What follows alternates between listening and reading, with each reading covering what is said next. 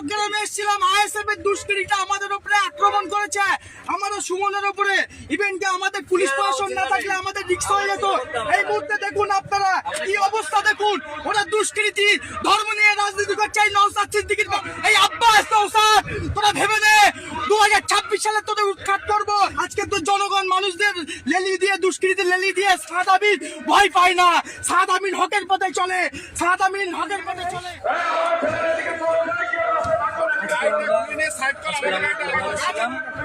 Programme শেষে আমরা যখন বেরিয়ে অন্য প্রোগ্রামের জন্য যাই, তখন আমাদের ওপর হামলা করার চেষ্টা করে আইএসএফ এর দুষ্কৃতীরা।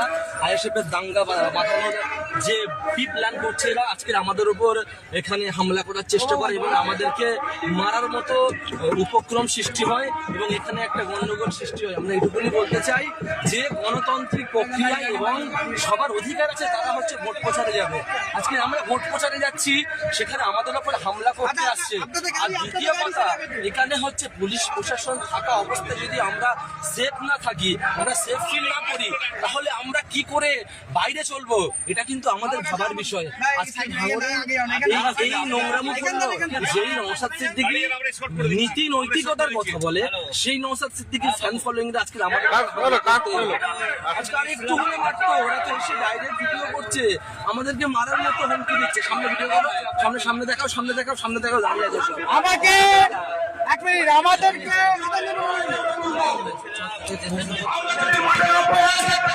এই মুহূর্তে যে ছবি একেবারে দেখো, আইএসএফ এর দুষ্কৃতীরা একেবারে তৃণমূলের ছেলেমেয়েদের দেখতেছি। এই মুহূর্তে ছবি দেখবো, একেবারে আইএসএফ এর ছেলেমেয়েরা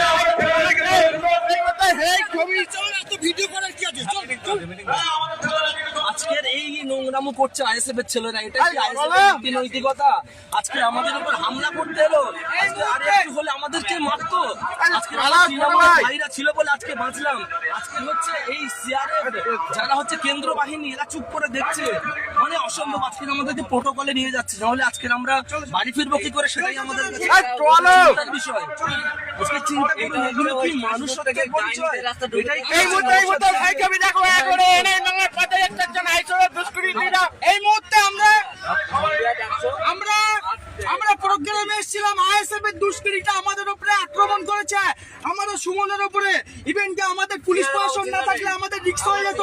এই মুহূর্তে দেখুন আপনারা কি অবস্থা, দেখুন ওরা দুষ্কৃতী ধর্ম নিয়ে রাজনীতি করছে। এই নওশাদ সিদ্দিকীর এই আব্বাস নওশাদ, তোরা ভেবে নে 2026 সালে তোদের উৎখাত করবো। আজকে তো জনগণ মানুষদের লেলি দিয়ে, দুষ্কৃতী লেলি দিয়ে সাদ আমিন ভয় পায় না। সাদ আমিন হকের পথে চলে, সাদ আমিন হকের পথে চলে। আজকের বিচার আল্লাহ করবে। মানে এইরকম দুষ্কৃতি পুরো পশ্চিম বাংলার কোথাও নেই। আজকে আমরা ওইখানে দাঁড়িয়েছিলাম যে কার ক্ষমতা আছে মারুক, আমাদেরকে মারতে আসছে। আজকের এখানকার আমার তৃণমূলের ভাইরা ছিল বলে আমরা বেঁচে গেলাম, না হলে আজকে আমাদের উপরে যে বোম অ্যাটাক করতো, তারা হচ্ছে বন্দুক, এমনকি ইভেন অন্যান্য সবকিছু নিয়ে পাশে দাঁড়িয়েছিল, আমরা দেখলাম। আজকে হচ্ছে আমরা শুধুমাত্র পুলিশ ছিল, আমাদেরকে ঠিক মতো প্রোটেকশন দিতে পারলো না। লাস্টে কি করলো, পুলিশরা প্রোটেকশন দিয়ে আমাদেরকে নিয়ে দিয়ে আসছে বাইরে। আমরা কি প্রোগ্রাম করতে আসবো না?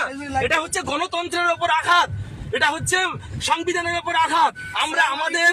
আমরা আমাদের মতো করে মানুষকে বোঝাতে যাচ্ছি, আমরা আমাদের সাপোর্টারদেরকে বলতে যাচ্ছি, আপনারা আজকে আমাদের উপর যে অত্যাচার করা হলো, যে আমাদের উপর মারার মতো চক্রান্ত করা হলো, এটা নিন্দনীয়, ঘৃণিত। আমি নওশাদ সিদ্দিকী সাহেবকে বলবো, আপনার যে বাহিনীগুলো আপনি তৈরি করেছেন, যারা মানুষ মারা বাহিনী তৈরি করেছেন, সাবধান করুন। আপনি তো নীতি নৈতিকতার কথা বলেন, আপনার এই ভক্তরা মুখের ভাষা থেকে শুরু করে মানুষকে খুন করার মতো কাজ করে। আপনি কি শিক্ষা দিচ্ছেন?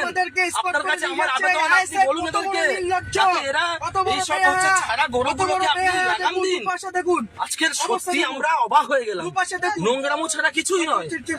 দেখেন দুপাশে দেখুন কি অবস্থা, দেখেন দুপাশে দেখুন কিভাবে আজকে আমাদের পিছনে আক্রমণ।